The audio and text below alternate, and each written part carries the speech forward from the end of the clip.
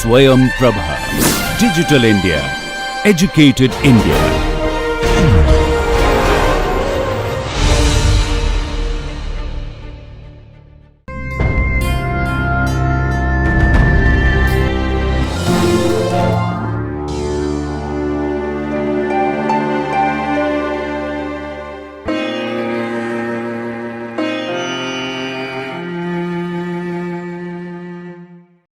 Hello friends, welcome to this lecture series of BSc with Chemistry, discipline specific elective of quantum chemistry, spectroscopy and photochemistry. In this lecture, we will be discussing nuclear magnetic resonance, that is NMR spectroscopy. So friends, if we look at a little bit of the history of NMR spectroscopy, basically in 1945, the Purcell, Torre and Pound at Harvard University and simultaneously Bloch and Hansen and Packard at Stanford University, they simultaneously were working on this particular topic and they discovered the phenomena. And this was so interesting. Later on, further the studies were advanced, and in around 1950, the first NMR spectra of ethyl alcohol by Arnold, Dharmati and Packard were recorded. And that has led to the significant revolution in the field. And therefore, in 1952, the first Nobel Prize in NMR in physics went to Bloch and Purcell for their discovery. Further, after many years, in 1991, the second Nobel Prize in NMR in chemistry went to Richard Drenst for discovery of advanced methodologies, and subsequently in 2002, the second Nobel Prize in chemistry in NMR went to Kurt Wuttrich for the structure determination of biomolecules. This was really a great breakthrough. And simultaneously, during the same time, that is back to back, that is in 2003, in medicine, the fourth Nobel Prize went to NMR to Paul Roterberg and Sir Peter for magnetic resonance imaging. So what basically the NMR is? See, what we see is, we know that similar to electron, actually, the nucleus also has spin and it has a motion about the axis. So the spin motion is basically characterized by the total spin quantum number, which we call it as I. And basically it is the resultant of the spins of all the protons and neutrons which are present. And therefore, actually the value of this I is dependent on the number of protons and neutrons present in that particular atom. So what do on what parts they basically depend on? So they depend on basically the atomic number and atomic mass number.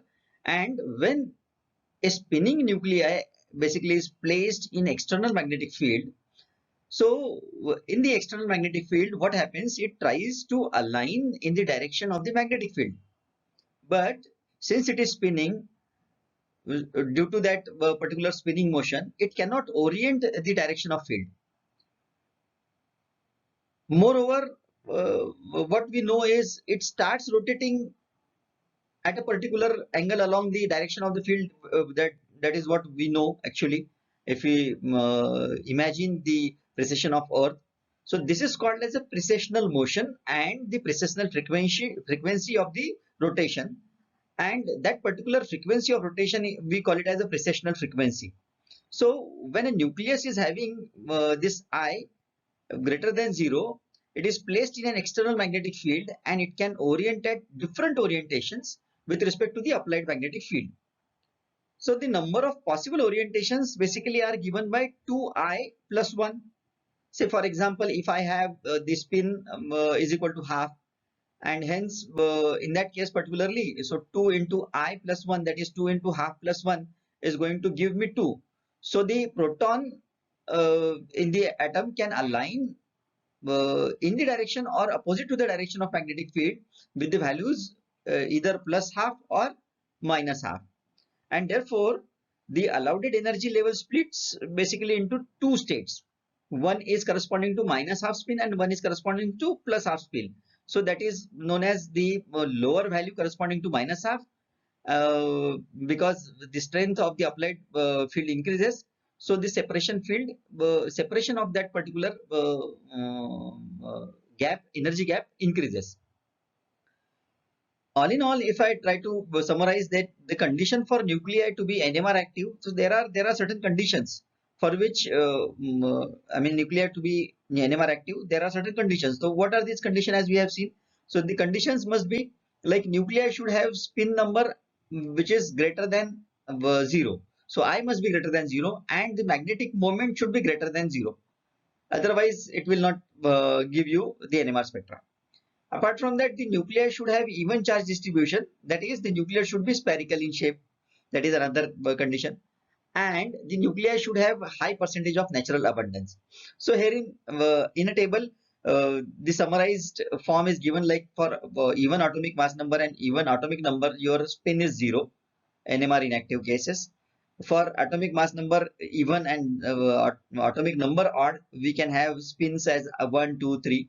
And for atomic mass number odd and atomic number even or odd, we can have spins like half, 3 by 2, 5 by 2, and so on. So basically, if we try to see the spin, nuclear magnetic moment, and the precessional motion of this particular nuclei, so basically this nucleus is a positively charged body which is spinning about an axis which is much like the Earth. You can see here. So you can imagine this as our nucleus. So the spinning of charged particle basically generates the magnetic field, and therefore the nucleus behaves as a tiny bar magnet.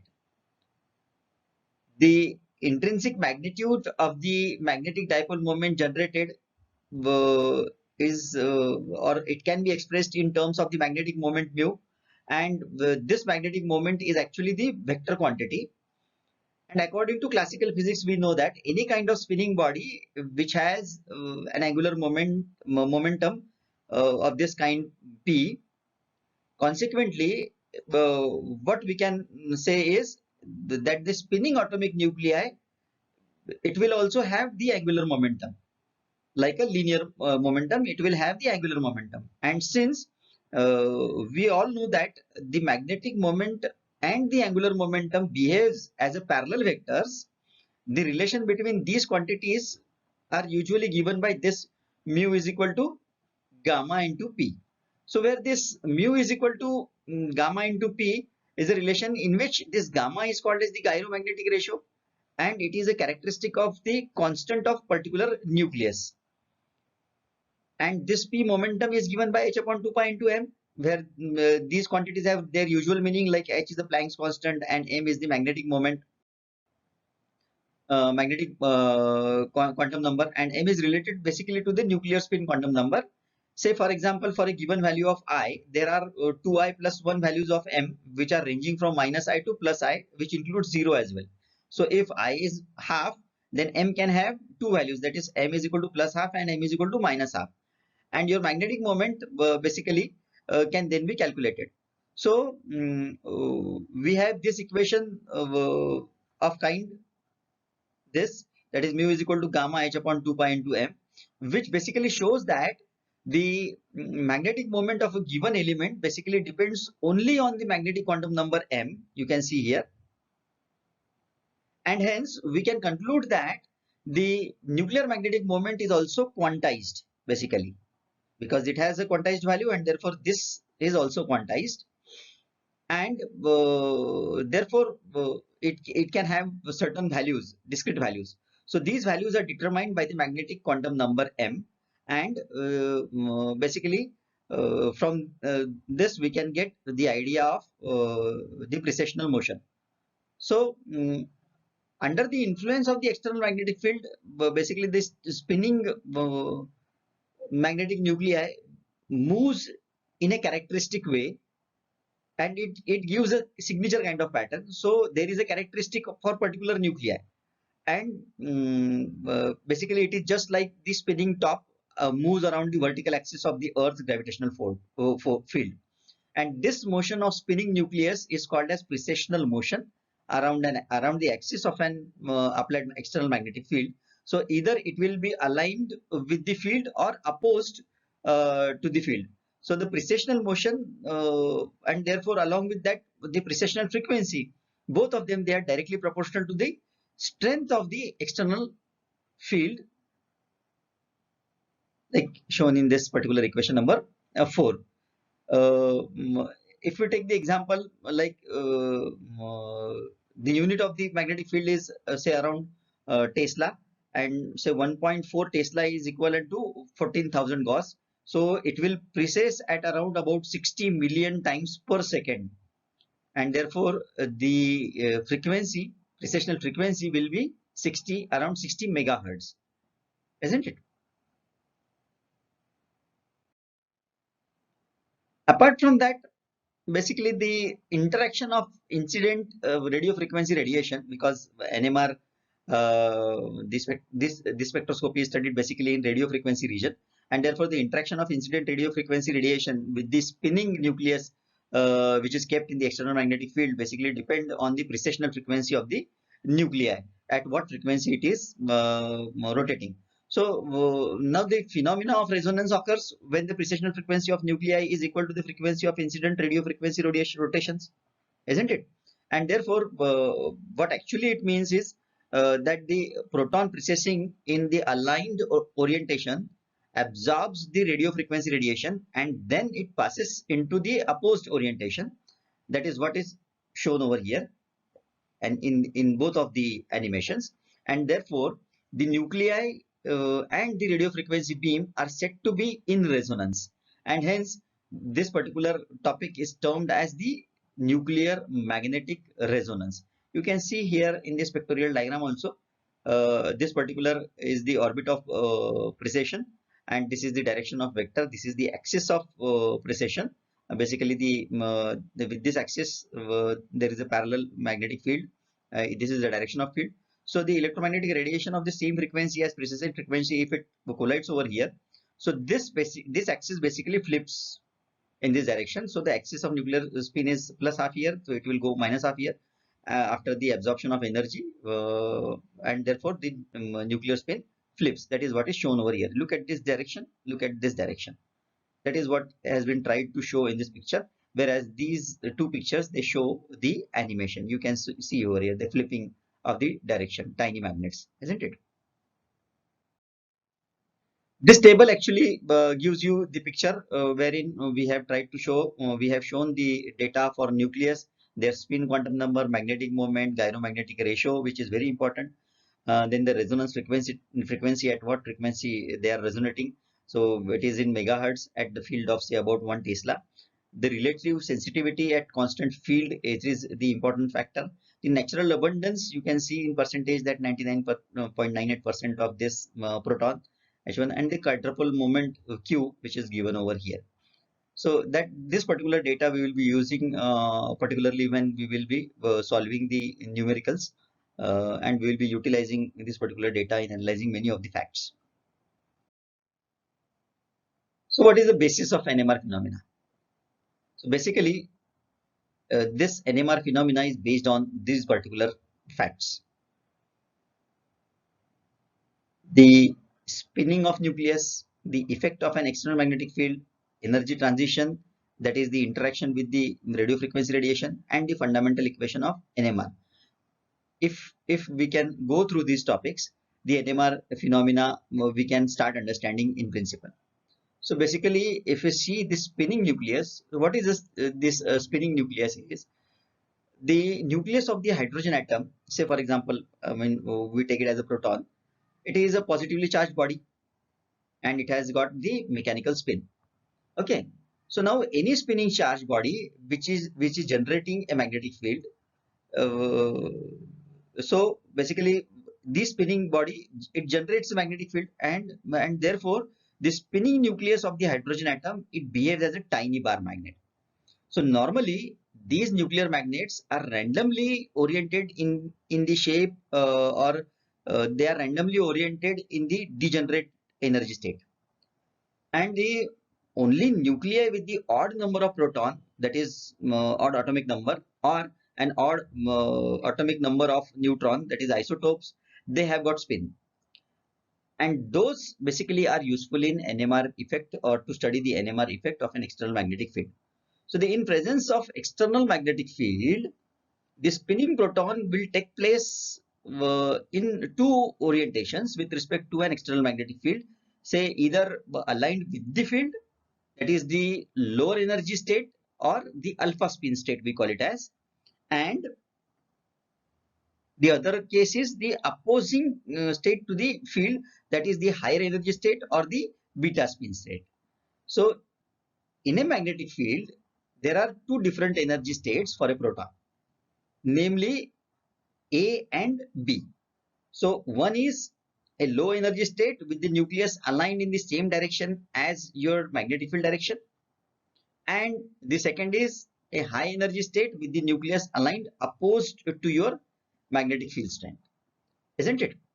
So here basically the energy difference between the spin state depends on the strength of the applied magnetic field. So greater is the strength of the magnetic field to which we expose the nucleus, the greater is the difference in the energy between the alpha spin state and beta beta spin state. Okay, so now we can say that the difference in population of alpha and beta spin state is that way very small, say of about 20 out of the million proton, but at the same time it is sufficient to form the basis of NMR spectroscopy. If you try to see this figure, in presence of applied magnetic field, it is given, so nucleus aligned against the applied magnetic field and nucleus aligned with the applied magnetic field.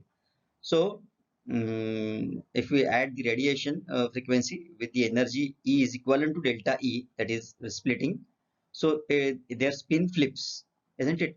One goes to higher energy level and other goes to lower energy level, isn't it? So when an external energy source, say of h nu, that matches the energy difference, that is delta E, between these states, so the energy basically is absorbed, and which causes the nucleus to flip the spin from one orientation to other, and therefore the energy difference between these two nuclear spin states corresponds to low frequency radiation in the radio frequency region of the electromagnetic spectrum. Now what is the fundamental equation of NMR? So there can be two variable characteristics for NMR.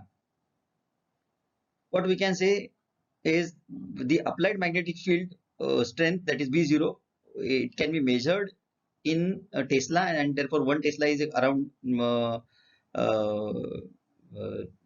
that is 10 to the power 4 Gauss, and the frequency of radiation is used for the resonance, which is measured in hertz, and or it can be measured in the megahertz, that is 10 to the power 6 hertz, and basically the frequency needed for the resonance is directly proportional to the strength of the applied external magnetic field, and therefore this frequency is proportional to your magnetic field, and therefore the stronger the magnetic field, the larger the energy difference between the two nuclear spin state, and higher the frequency needed for the resonance. That will be the fundamental equation for the NMR.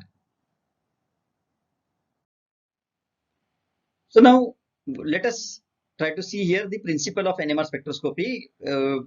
I mean, from this principle we will be able to understand what is the analogy and how we can utilize this particular technique for the NMR spectroscopy. So we know that the energy difference between the alpha spin state and the beta spin state is given by the fundamental equation of NMR, that is this delta is equal to gamma h upon 2 pi into B0, where B0 is the magnetic field.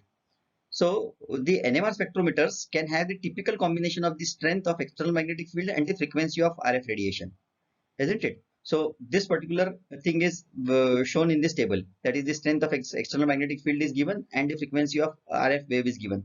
Say like for 1.4 Tesla, you have 60 megahertz frequency of RF waves. For 2.3 Tesla, 100 megahertz. For 4.70 Tesla, 200 megahertz. For 7.1 Tesla, 300 megahertz. For 11.7 Tesla, 500 megahertz, and so on. So basically, in case of the electron, The spinning nuclei will also have the nuclear spin quantum number, and since they are charged species, and therefore the isotopes of element have different spin quantum numbers.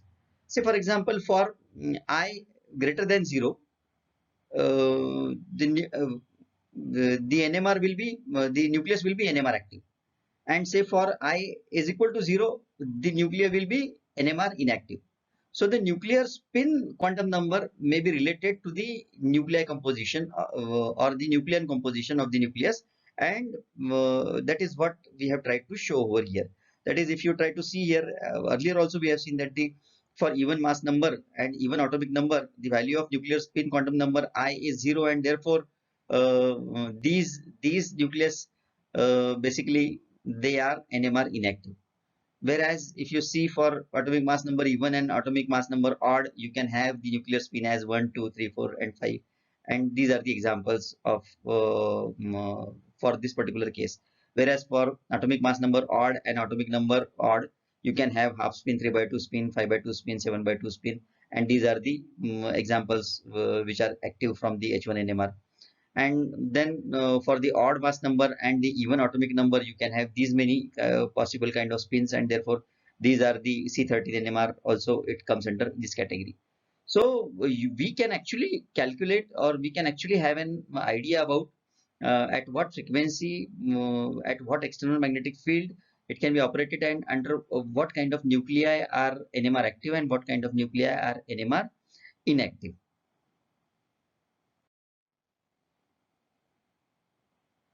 The Boltzmann equation plays a very vital role in understanding the sensitivity of the spectrometer. Now, how it is? So, let us try to understand. When a sample containing proton is basically placed in the static magnetic field, this nuclei will adopt different orientations, and the extent to which the orientation or this particular energy state is favored over the other state will depend on the strength of these small nuclear magnets, isn't it? And this particular strength of this particular small nuclear magnet will depend obviously on the gyromagnetic ratio that we have seen in the earlier slide, and therefore the strength of the strong magnetic field in which it is placed will be the governing factor, that up to what extent this orientation will be flipped. In practice, actually, we do not put one nucleus in magnetic field. It is very, very obvious. What do we do? Rather, a huge number of nuclei, that is approximately approaching towards the Avogadro's number, around that nuclei are placed in the sample cell, and this sample cell is placed in the magnetic field. So the distribution of nuclei in the different energy states, what I mean to say is the orientation of the nuclear magnets, they will be under the conditions in which the nuclear spin system is unperturbed by the application of the any radio frequency energy, and it is given by the Boltzmann distribution or Boltzmann equation, that is n upper upon n lower is equal to e to the power minus delta E upon kt, or E is equal to minus h nu upon kt if we substitute the value of this delta E, isn't it? We know that this n upper and n lower, they represent the population number in the upper and lower energy states respectively, and this K is the Boltzmann constant, and the T is the absolute temperature in Kelvin. Now, to give some idea basically or the consequences of the increasing magnetic field on the population of the spin states, the distribution of small number, say of about 2 million, it is really small in comparison to this, say of hydrogen nuclei, can be calculated from this particular equation 7. Now you can see in this figure. So initially we can have for a proton the population of say around 2 million, say, and if we put it in a magnetic field of say around 18.8 Tesla in thermal equilibrium at room temperature, the population ratio will be say around 0.99987 or something around that, that is 99.98% or something like that. That means for every 1 million nuclei in the upper energy state, there will be just around 1 million nuclei. isn't it? So if there are just greater than 1 million nuclei, so at least 1 million nuclei will be in the upper state. And without this small excess number of nuclei in the lower energy state, we would not get the NMR, or it would not be possible to have the NMR. But because what do we have? This such a small level of NMR, small level of population difference which presents at in comparison to this level, they signify this NMR. Why? Because the sensitivity is based on the population difference that is present at these two levels, isn't it?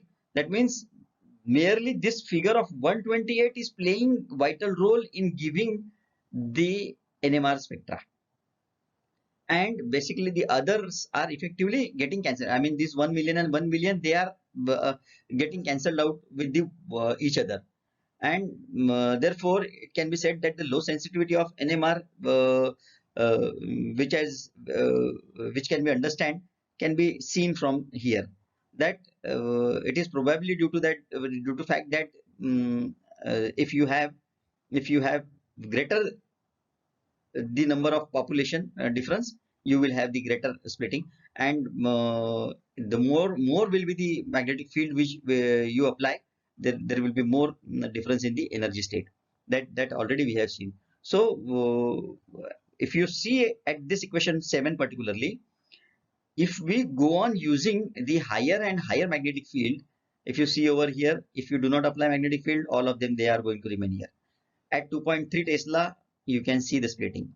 At 9.4 Tesla, you can see the splitting. At 18.8 Tesla, you can see this particular splitting. So the use of stronger magnetic fields will increase the population ratio, and since the population ratio will increase, consequently the sensitivity will increase. So in order to have the greater sensitivity, we have to apply the greater magnetic field. And also we need to know that the different nuclei basically has different inherent sensitivities. We know that the relative sensitivity which we have seen in the table, I have shown you just 2-3 slides back. It should be noted that there are other factors which are also important in the detection of sensitivity. Just for the sake of example, we can say that for a bigger molecule, or say smaller molecule that interacts with when these smaller molecules that interacts with the bigger macromolecules, with the increasing magnetic field, they often increase the relaxation time, and that can adversely affect your sensitivity. That is also another factor which which has to be taken care into while noting the NMR spectra from the NMR spectrometers. This is particularly the construction of NMR spectrometer. A raw sketch has been shown over here. So the sample is taken in the sample cell basically, and placed at the center of the magnetic field. You can see over here. And this magnetic field is generated by these electromagnets, which are variable electromagnets, which are shown over here. And a radio frequency generator, basically, it irradiates the sample with the necessary frequency with the help of coiled wire around the sample. You can see here. So any change in the frequency is recorded by a recorder, which is supported by the readout system. You can see over here. So in order to record the NMR spectrum, a constant radio frequency is supplied from the RF generator, and the commonly used frequencies are basically 60 megahertz, 100 megahertz, 200 megahertz, 400 megahertz, 500 megahertz. Now even we have listened that 900 megahertz also came into existence. And basically the magnetic field that is present here, it varied so as to increase the extent of splitting between the energy levels. So as soon as the splitting energy, that is delta E, matches with the supplied radio frequency, the proton absorbs the frequency and the peak is obtained in the recorder. And this is how we note down the peak in the NMR spectrometer. So friends, we will stop here for now in this lecture, and we will continue with the practical approach of NMR in our next lecture.